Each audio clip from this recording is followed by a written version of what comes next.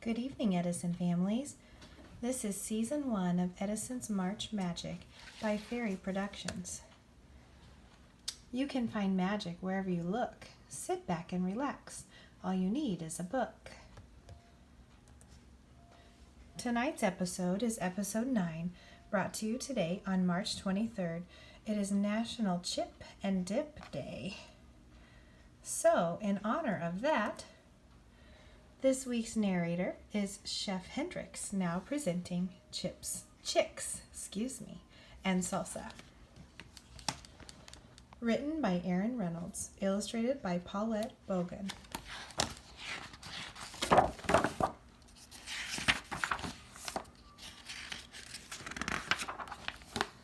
Chicks and Salsa.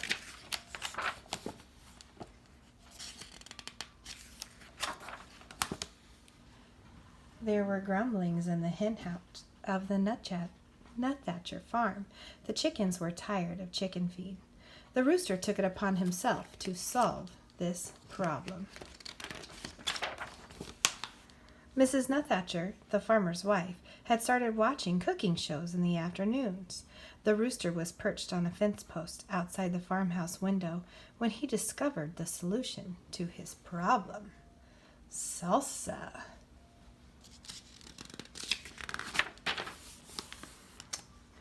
Led by the rooster, the chickens crept into the garden, where they took tomatoes and uprooted onions. So as I was reading, I had an idea to make my own special treat tonight. So first, I would like to add to my little party some of the tomatoes and the onions from the story. But it's not finished yet. Let's keep reading.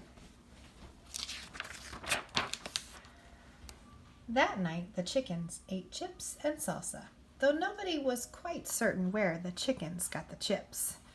The tasty tang of tomatoes and onions hung over the barnyard, and the rooster said, "Olé!" Very soon there were mumblings at the duck pond of the Nut-Thatcher farm. Inspired by the chickens, the ducks decided they were tired of fish. With the rooster's encouragement, the ducks dipped into the garden, where they selected cilantro and gathered garlic. Now we have some added cilantro to add to our little treat tonight. It's smelling pretty delicious. Let's keep reading. That night, the ducks ate guacamole, though nobody was quite certain where the ducks got the avocados.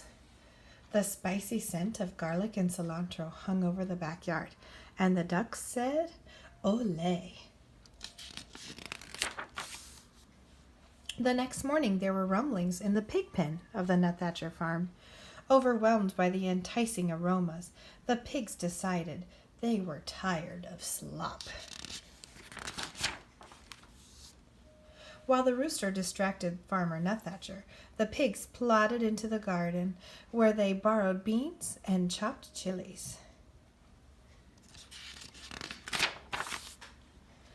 That night the pigs ate nachos, though nobody was quite certain where the pigs got the nacho cheese sauce. The delightful deliciousness of cheese and chilies hung over the barnyard, and the pigs said, "Olé!" As everyone knows, when a passion for Southwestern cuisine takes hold of farm animals and so many scrumptious, spicy, savory scents collide in the backyard air, it can only lead to one thing: a fiesta. The rooster got things organized, then returned to his fence post to watch for a good enchilada recipe. The horses decorated the barn. The bull practiced his Mexican hat dance, though nobody was quite certain where the bull got the sombrero. And the chickens, ducks, and pigs snuck into the garden, but all of their spicy Southwestern supplies were gone. The scallions had been stolen. The peppers had been pilfered. The limes have been lifted. But there were slurpings in the kitchen of the Nuthatcher farm. Stirred by the succulent smells in the barnyard, Mrs. Nuthatcher had decided to make tamales for the county fair. A saucy sweetness hung over the farmhouse kitchen, and Mrs. Nuthatcher said, "Ole!" Now I want to add one more thing.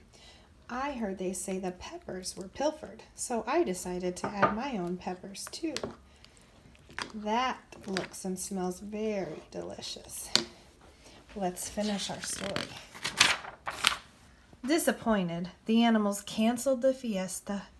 That evening, the chickens ate their chicken feed, the ducks ate their fish, and the pigs ate their slop. But while the Nuthatchers were at the fair, the rooster crept into the kitchen and borrowed a French cookbook. The next morning, the rooster ate crepes with white grapes in sauce, though nobody was quite certain where the rooster learned how to read.